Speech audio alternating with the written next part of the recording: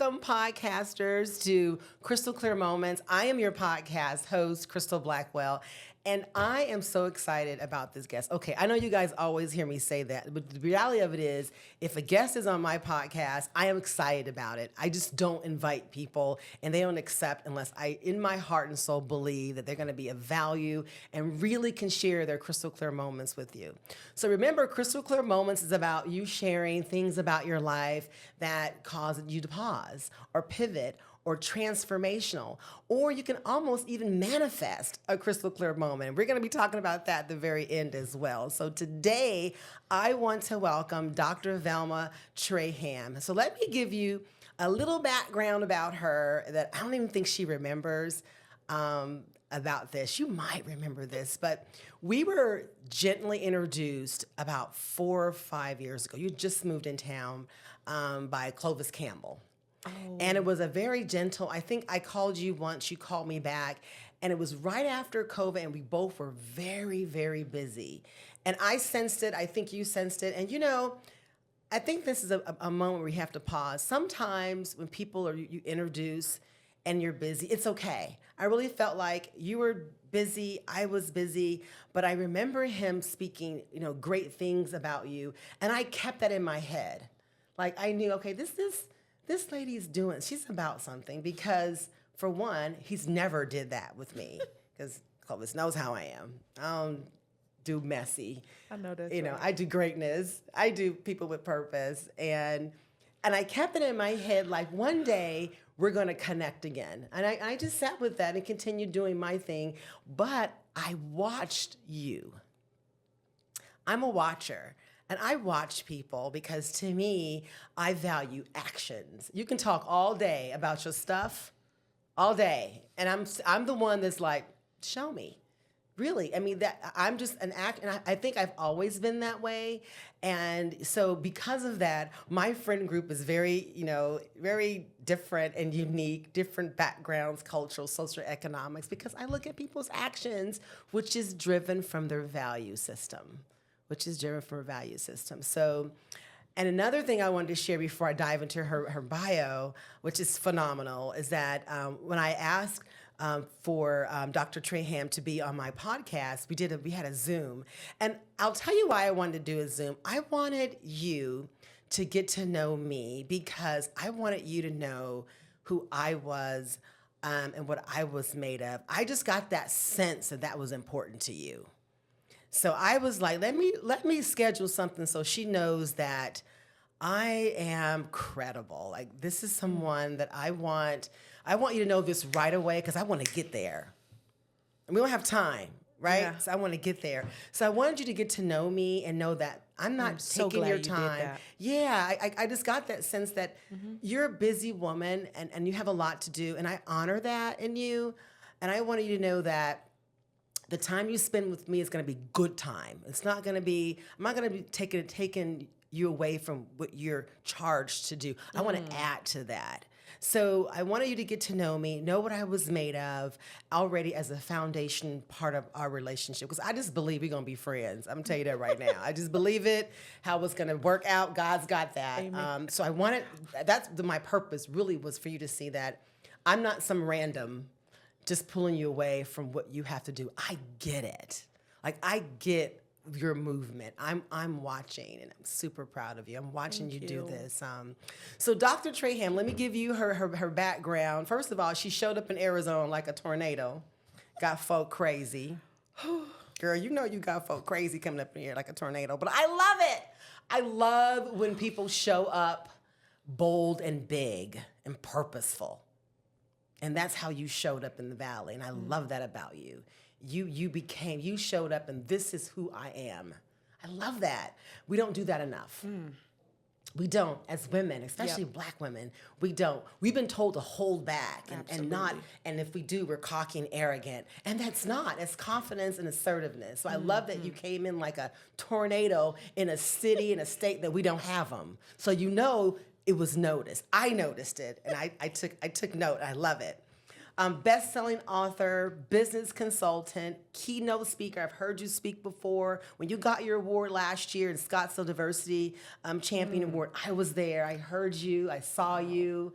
Like I told you, I watch people before I connect. I'm a watcher, and I'm very purposeful about, especially the older I get in my circle, because I believe we are connected for that bigger cause. And I want to connect with people that I can support and help the bigger cause, which typically is in line with what I have going on too. CEO of the Black Chamber of Arizona. Let me tell you, I became a member because I support what your vision is. Not that, let me say this, not that before I didn't, it just wasn't on my radar. Yeah. But because you were on my radar, when you were appointed, I was like, let me lean into this and see where I can add my gifts and talents. I'm already doing it all over, but where can I lean into? Definitely looking at fostering economic growth. I've heard you talk about that so much, your passion and your personal story, why that's important. She has no problem talking to the Fortune 10. None. Letting them know that we need equity to grow. Absolutely. And business and people of color, mainly Black entrepreneurs. You have no problem being at the table, being a voice in the boardroom, battling out for the cause. Very selfless. I see that. I hear it. I know it. She's won numerous awards. But it's interesting. Usually when I get a bio from someone, I ask for bios, I get pages. Your bio is so humble. Like, you're not even really giving yourself... Dr. Traham, you just really humble in this bio. It's like 3 paragraphs, you guys. And I know there's more. So God welcome. Yes, he is. Welcome, welcome. Welcome to Crystal Clear Moments. Well, thank you, Crystal, for having me. And I'm excited and honored to be here on Crystal Clear Moments on this podcast. I'll tell you, as you were speaking, I literally had like chills. Like it was... Yeah, I got chills. So you said a few things. The first thing that gravitated to me, my heart, was that you're purpose driven. And so what you do, it has to align. Everything that you do has to align with what your values are. And it's interesting to hear how you watched.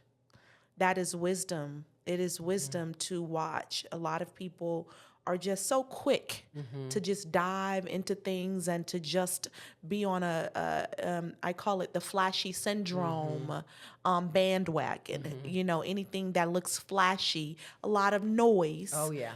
People are quick to just jump on those bandwagons. And then you mentioned about the Scottsdale Diversity Championship, Champion Award. And that was very humbling to me also, because that talk was about being equity, number one, but really all of us championing together to be that battering ram that's needed in today's world. And so my bio, thank you. I'm so glad that you think it's humble. I think it's very humble too. Now I'll tell you, my team had a lot of stuff in it at one point, and I said, no, y'all, listen. God gets the glory. Yes, he does. I said, God gets the glory. So let's dilute this a little bit, because there are a lot of people that has a lot of big words and fancy, all of this stuff in their bio and all of this stuff. And you know what? Let me just say this. It is something to me when you have a platform with no purpose, and when you have views with no impact, and when you are leading people with no understanding even of where you're going, right? And so for me, it is very important that I humble myself at all times. The Bible tells us that God gives grace to those whom are humble. And so I believe that being humble is very important, because just as though it was given to you, it can be taken away. And I don't think that a lot of people understand that. And so one of my crystal clear moments is reaping what you sow, and understanding the law of sowing good seeds. And when I think about seeds, I think about being humble. I think about, how do I treat everyone? How do I respond to people? How do I engage with people? Even if it's someone that may not even be able to do anything for me. See, because a lot of people, it's easy to be kind to people that can do something for you. Yes. But it's another thing for it to be who you are and embedded in who you are as a person, as an individual, who you are at your core. And so for me, I was happy to have that Zoom meeting with you, because I get so many requests, and I have to turn down so many. I actually just turned down a $30,000 speaking engagement. They wanted me to leave out the faith component. I had to respectfully decline, because that's who I am, and that's the essence. That's the essence of my journey. Is the essence of how I've been able to see hundreds of people across the U.S. exercise faith to get themselves out of adversity, out of poverty, and out of situations they didn't even know that they could get themselves out of. So if you're asking me to leave that part out, then I really don't have anything to say. You have a story, because that's your story. Right. That's your story. Yeah. Bravo to you to be able to not put your value on the world. And what I mean by that, they pretty much said you're worth $30,000, and you said, I'm not. Right. I'm not. Now, not that, don't get me wrong, not that if they were like okay with it, you take that project, great. That's a great project. But you told them that you can't purchase me. No. You cannot purchase me for 30 grand and make me change. Like, I have a value system. So I believe, and I've done that before, they usually come back. Because what you did, you just sprinkle something on them. Like, if you want someone, you have to be able to take all of them. And I've always believed whenever we push back and we're not purchased, you can't buy, it ain't enough, right? Yeah. God replenishes. Yes. Twofold. He'll either bring them back to understand you, or he'll bring more. But you know what? I really don't want him to come back. Yeah. If I get that. really want to think about it, Yeah. right? Because think about this, Crystal. There are so many people who are watering down their value system. They're watering down who God created them to be. They're watering down themselves. And you know what? They're not getting anywhere. The world needs people who are going to stand on business, and that's going to stand on our Father's business. They're going to stand on what's right, and they're going to stand on it, and they're not going to be able to be moved from the left or to the right. I am so grateful that I can take on whatever projects I want to take on, and this is why entrepreneurship is so important to me. It is important because, number one, entrepreneurship is freedom. It's freedom. It is the freedom to get yourself out of poverty. It is the freedom to the opportunity to dismantle generational curses and cycles. It is the freedom to think and do what it is that you were put on the earth to do.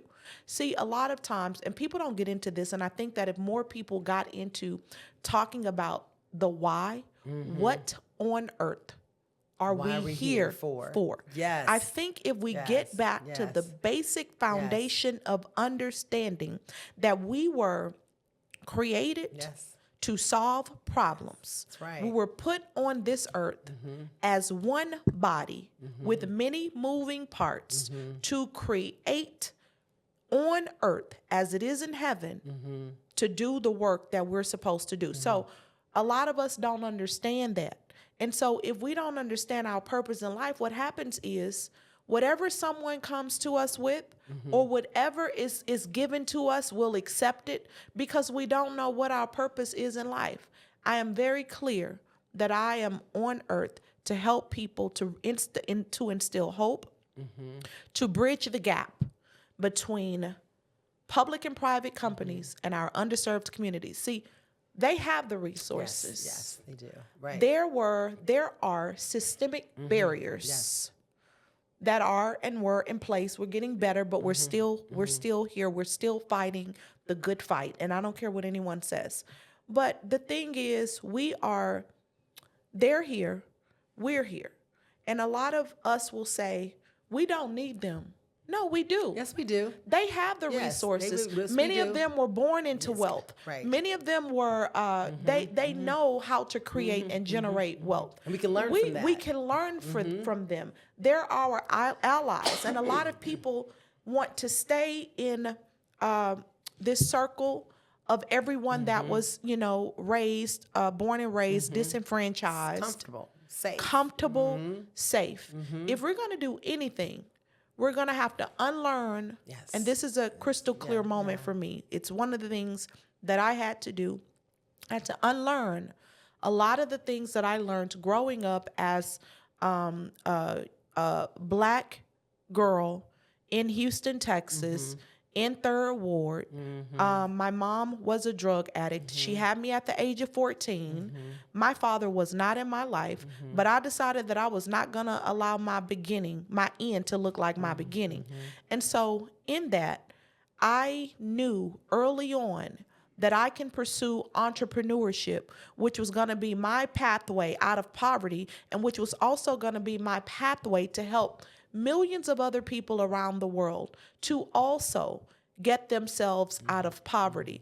And so for me, it is personal. It's personal because, not only do we have a next generation of leaders that I believe that we should be creating a blueprint for, but I am a firm believer in that we should all be building a wall. If we go back to Nehemiah, and some people may not even understand what we're talking about right now, Crystal, but crystal clear moments when Nehemiah was building the wall, and when Sanballat and Tobiah came to Nehemiah to try to get him to come down off of the wall, he said, what am I going to come down to talk to you about? Because I am working, I am building something good, and I will not come down off the wall until I am finished building the wall. Go back and tell your messenger that.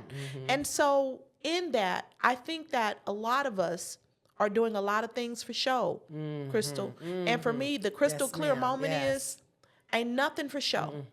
Nothing for show. Nothing. We have work to do, and I'm seeing people fall off. They're falling off little by little. Yes, left Those and right. evil gatekeepers, evil, the people that's another story for another day. Or maybe you have some questions around that. But you have your evil gatekeepers. You have people that the Bible tells that the devil is like a roaring lion roaming around seeking whom he might devour.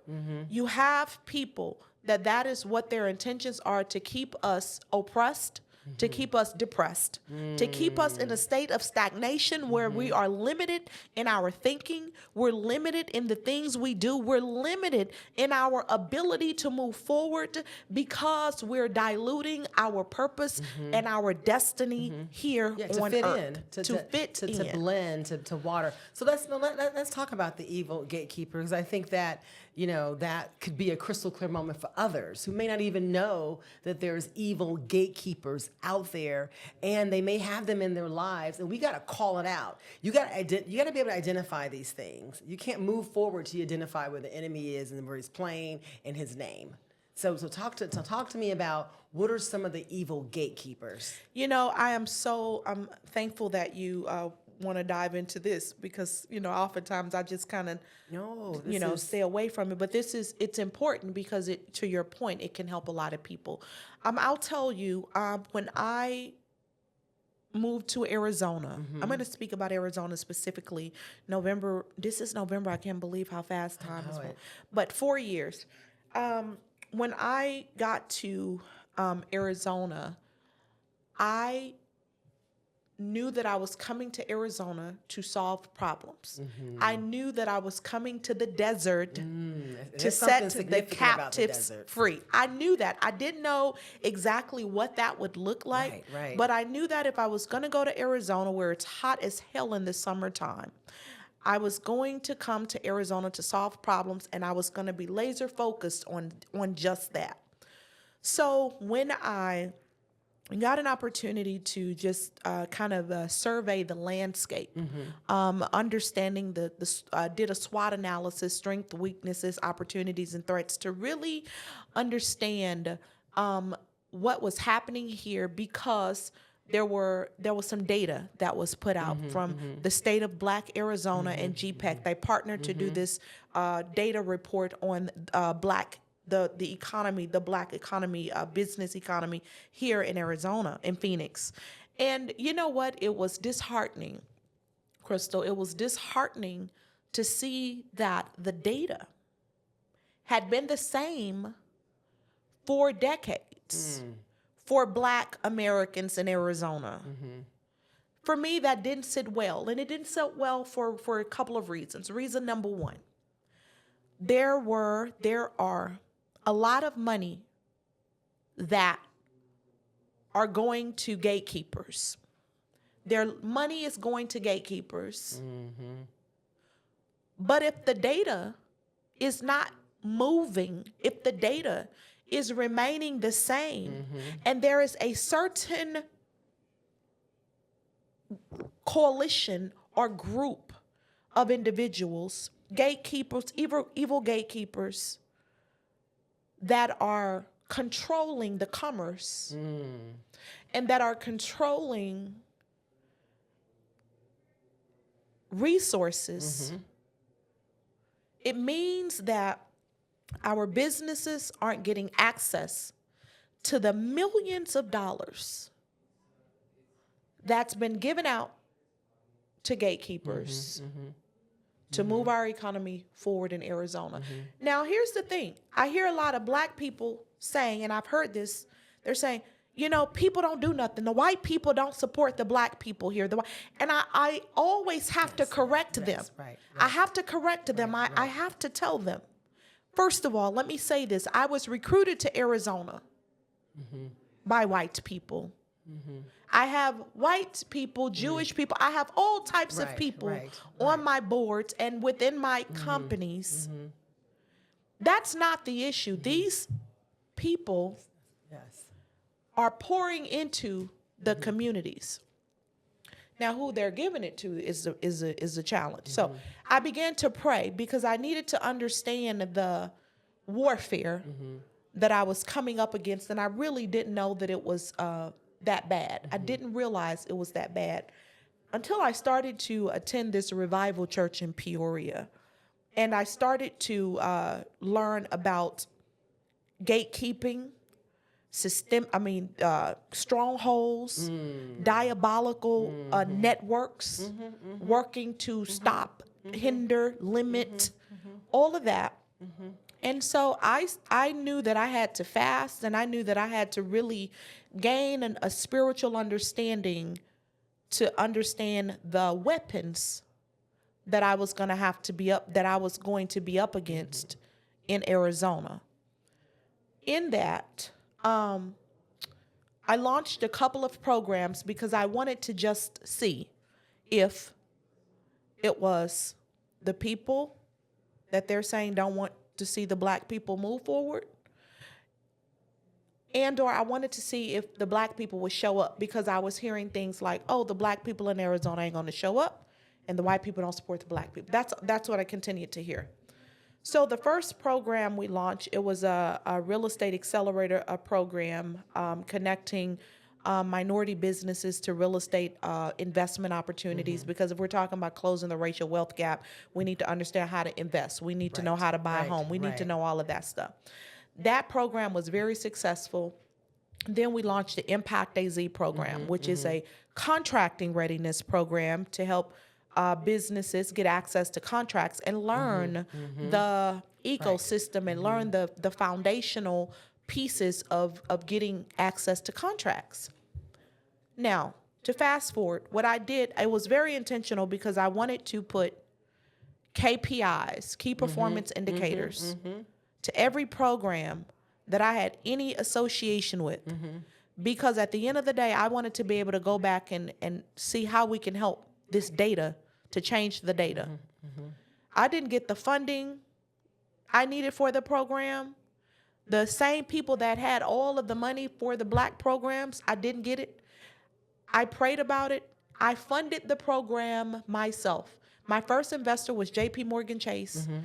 This program was, I funded the program myself, and because I said, I think that there is potential here in Arizona. I think that there are some evil gatekeepers that's keeping things from flowing. They're keeping things from flowing here. So if I'm going to be able to see how this is working, I'm going to have to invest my own capital because if I believe in it, I'm going to do that. Right. And so I invested my own capital to get the program started. To fast forward, we do have a lot of corporate partners now that I'm very grateful for. We have a lot of impact so far. $5 million in contracts awarded to Black business owners in Arizona. More than 25 business owners are now employer firms where they're getting contracts where they're able to now create job opportunities. Grant opportunities are coming. All types of opportunities are coming. But when I say evil gatekeepers, I had to go through and I had to face the evil gatekeepers because what they did was they persecuted, they slandered, they lied, and they did all of these things, and they said all of these things against me. Of course. The person that's here to do the work, the person that's actually doing the work. Right. So they had to muddy my name. They had to muddy the work that God has me on an assignment doing. They had to do that so that they can continue to be the evil gatekeepers they are. But so God strengthened me. God strengthened me. I continued to fast and I continued to pray and I continued to just not respond to what they were saying. I said, God, they're attacking my character. This is, I cannot allow them to attack my character. And the Lord was saying, no, I am your vindicator. And I didn't say nothing. I just continued to work. I continue to create strategies. I continue to let the impact speak for itself. And then now 4 years later, people are seeing the impact. And I believe that we're just now getting started, Crystal. I believe you are. And so for me, when I think about the crystal clear moments, about the evil gatekeepers, what I want to encourage people today is do not allow the actions of the evil gatekeepers to stop you from moving in your purpose and your destiny, because what God has for you is for you. And Jeremiah 29:11 is for I know the plans that I have for you, declares the Lord. Those plans are to prosper you and not to harm you and to give you hope for a future. So with that being said, I paid absolutely no attention. Was it easy? Absolutely not, because it's personal, natural for us to want to say something back and to defend ourselves. So it takes a different level of capacity and wisdom and understanding and knowledge to just let the faith to just let the dogs bark. Just let the dogs bark, because at the end of the day, God is going to show up and it's going to show out. And so I've taken it around a lot. I'm sorry, Crystal. I get very passionate about the work, because a lot of people look at me as this amazing business person, and I am, and I'm thankful for that. I'm thankful for what I've had to go through, what I've had to grow through in order to be the woman that I am today. However, it started with mindset. It started with being bold. It started with understanding what my purpose is in life, because when you're standing on your purpose, there is nothing no devil in hell can do or say to stop you from walking into the path that God had for you, right? And so for me, that is what it's been. My first 3 companies failed. I'm an entrepreneur at core. First 3 companies failed. I've had 2 jobs in my entire life. I worked for Google for 9 months, and I worked for a segregation firm for 1.5 years. My family thought that I should just give up this whole entrepreneur thing. I said, no. I'm going to keep on going. And I continued to go, and I continued to build companies. I've sold companies. I've helped others to build successful companies. And, in the process of learning how to build companies, understanding sustainable business models, understanding how to create revenue models, how to build multi-million-dollar companies, how to become household names. In that process, I learned a lot, even though I wasn't actually in corporate and government were hiring me, and they still do, to advise them. Because people don't need, we need innovation. Right. We need innovation, and we need Creative people thinkers. that's creative thinkers. Yes, absolutely. And people that have gone through something. They need some experience. They need some grit. They need risk takers. Absolutely. Because corporate America, I spent decades in corporate America. I knew I wasn't going to stay there forever. I had a plan, a financial plan. It hit some things that we needed for my family. So when I changed my mindset, corporate America became school. Mm-hmm. So I became a student of their practices. Even though I was in there, I was learning, because that's what this world is. This company is, our culture is built on corporate America and the way it's structured. And you got to know the structure. The structure, yeah. You got to know how they think. You got to know what a C-suite thinks different than a mid-level. You got to know what measures count. You got to know how to speak the language of an ROI. You got to understand. So I went into that, and it was grueling because I was ready to leave, because I've never been a corporate girl, but I had to do what I had to do. So it became like school to me, and I just took everything I could. I learned all of their different structures, and then it hit me, it's nothing but a big entrepreneur. Mm-hmm. So the people who moved up fast in corporate were entrepreneurial thinkers. Mm-hmm. And because I thought like an entrepreneur, I moved up quick. Mm-hmm. And that's why they hire people who are entrepreneurs to come in to fix problems. And to your point, so I was reading a study a couple of months ago that showed 40% of Fortune 500 companies has been displaced over the past decade. Oh, yes. 40% of Fortune 500 companies.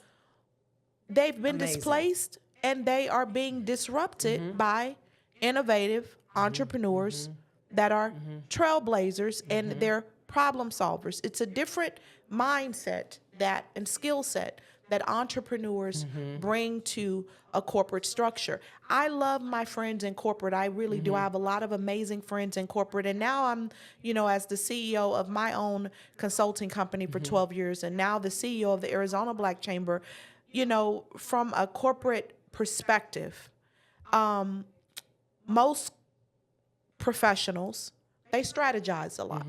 That's what they're good at. Creating strategies, looking at the ROI, looking at metrics, creating the proper, that's what they're good at. And we need that. Yeah. But the problem is we don't have enough people that are actually executing. Right. So a lot of the companies that I'm consulting, I'm always like, wait a minute, you guys have been strategizing for 9 years? And no one has executed? No one has executed. I'm seeing brilliant strategies. Brilliant. Easy execution strategies. Right. And that's what we're missing. We're missing execution. We're missing execution when I think about even the gatekeepers. They're professional fundraisers, evil gatekeepers. They're professional fundraisers. They know exactly what to say to other corporate professionals and people to get the money. But when it comes to execution, they don't have any impact. And so I think more and more people, and a lot of our corporate partners are saying this. They're saying, you know what, we've spent years giving to this organization, to just a lot of money we've given for these individuals. What we're getting are photos of fancy tables and high-end I know what you mean. things. Galas, which is but no fine, impact. But no impact. The data is still showing the same. Yes. that the Black community is disenfranchised, under-resourced. We got work to do. And so it's so crazy. My board is always saying, and my friends are always saying, Velma, you're in Arizona. You're like the Esther for such a time as this. And I'm always saying, but I didn't sign up for this. I didn't sign up for this. It doesn't show up that way. When God gives you an assignment, it's never, ever anything that you thought was going to be. He gives you an anointed assignment. You can do it. You just don't want to. It's a lot of work. It's a lot of work, and it's ouchy and sticky. But and you got to stand up to people. You got to just your backbone. You got to have that, as my grandmother would say, you got to have your backbone straight. You got to be at all times. At all times. And you have to be alert. Whew. And you have to be. You can't let your guards down. You can't let your guards down. But also, and you may already know this, I just feel really glad to share this with you. This is where your tribe is so important. Mm-hmm. Like your tribe, they're your fuel. Yeah. And there's little evil gatekeepers in that you got to sometime every now and then kick out. Yeah, because Judah. They want to come in. People want to play when they see, ooh, I want to be around you. So that's where, we have to be able to almost, I say, look 3D, like look beyond that. Like, what are your intentions? So everybody that wants to be in that tribe. Mm-hmm. So that's where your tribe is so important to feed you, encourage you, and support you as you're going through that. And you know what? They know their assignments. When it's supposed to be, people show up and do their work. They play their position. They don't want your position. I'm a forward. That's what I play. That's what I do. You a center. You do that well. That's what you built for. I'm a guard. That's what I do. Your tribe knows their position. They play it well, just like a team. If somebody comes in and tries to take somebody's position, okay, you don't know your role. You're not in my tribe. And that always shows up to me when you try to shift your position when that's not what you were called for. It means there's something else there. Yeah. So you just make sure your tribe is there lifting you and supporting you. You have such a vision that I'm sure, you didn't have to tell me this, I know. Some of this stuff you even told people because you just don't want to scare them away.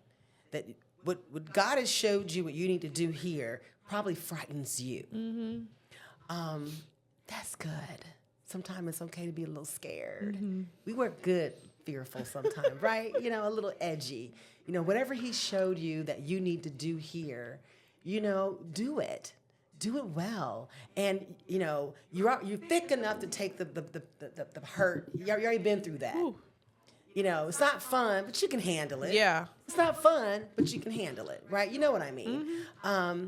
You're building your tribe. It's coming together. It's coming together for you. And you have so much here. And you have so many young women that are looking up to you. And I want to encourage you in that space because young women need women to show up and show up right. To be the example, to be the virtuous woman, to be the woman Proverbs that 31. Absolutely right. Be that woman. And somehow she's, we kind of lost that, but that's okay. We can bring it back, we can. And I've seen you in your space and I've seen how they respond to you. And it's really beautiful.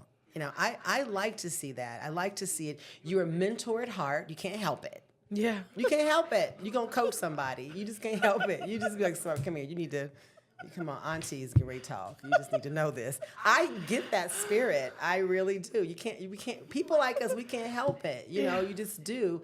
But I want to encourage you to continue on. I'm super proud of what you're doing. I see it. I see you. Thank you. I see what you're doing, and I think it's fantastic. And we need more women to stand in their purpose and have the courage to do it, and have the courage to be uncomfortable, and have the courage to be talked about. Have we been talked about before? Come on now. We've all been talked about before. We've all been hurt before. All that past God prepped us for this moment, this season we're walking into. Mm-hmm. I like to call this the season of the woman. We are in that. We've always had our place, but it's something about when it's your season. Yeah. Like when it's springtime, we see the flowers, right? When it's fall, we see the leaves turn. Mm-hmm. It's the woman's year. And this is the season of the woman. This is when we need to support and love and care for each other. And allow for those who have to rise, allow them to. And maybe we have to support, like know our position. Yeah. And that's not what we're really good at. That's powerful. What you just said is powerful. And I believe that if we got more women to truly walk in their purpose, the world would be a better place. But let me tell you the challenges with that. I think that a lot of women are dealing with what I call their internal demons. And when I say that, they're dealing with jealousy. They're dealing with underhandedness. Okay, now, come on. They're dealing with discord and delusion and distrust. And they're dealing with low self-esteem. Low self-esteem, which I believe is a disease. It is. Yes. It's a demonic. It's low self-esteem. It's a demonic spirit that the enemy uses. Yes. To kill. To keep us in bondage. Yes. So. And that goes from you can look at it generations and so you can see that just falling through. Right. Yes. Yes. And so the thing with that is, you could want to do right. But if you don't get delivered, girl, if you do not forgive people that need to be forgiven, if you do not do a SWOT analysis on your own self. Right. Maybe we have to teach that. You know, maybe that's something to think because about. I know, because I've dealt with this. I've dealt with, and I still deal with it. But the Lord allows me to see the heart and the core of people. One of my gifts, I can see things from far away. The things I pray for is not what the average person pray for: money, this, that, and other. Oh, I know you don't. I pray for wisdom, knowledge, understanding, greater capacity, discernment. I know, Those are the things I pray for. I need to be able to see exactly the spirits that I'm dealing with. Right. Because the Bible says we don't fight against flesh and blood. It's not the flesh and blood that we're fighting. It's the spirits behind whatever is going on. And here's the thing. A lot of people will say, wow, Velma, how do you know that person was going to do that? You just met the person. Well, here's the thing.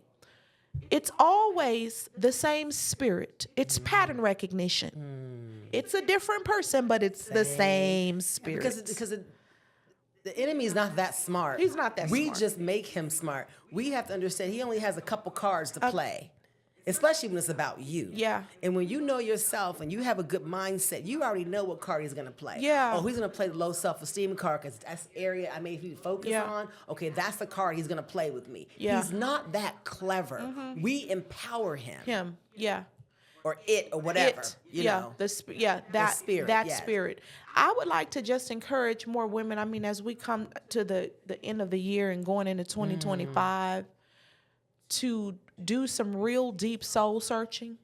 Because I know a lot of women that really want to become part of this amazing tribe, but this whatever it is that they're battling with on the inside won't allow them. And the reason I know this to be the case, there are some amazing women that I deal with, and I can see that they're dealing with jealousy of me, and they like me, but they dislike me. That frenemy stuff. So that's very dangerous. That's more dangerous than you hating me. Yeah. Because you're going to be in my space and not liking me. Yeah. Yeah. That's like spoiled meat. You can see it. And then they show up and you can just see it. Oh, my gosh. You know, and if you just free yourself from that, I know, you will blossom. Oh, my God.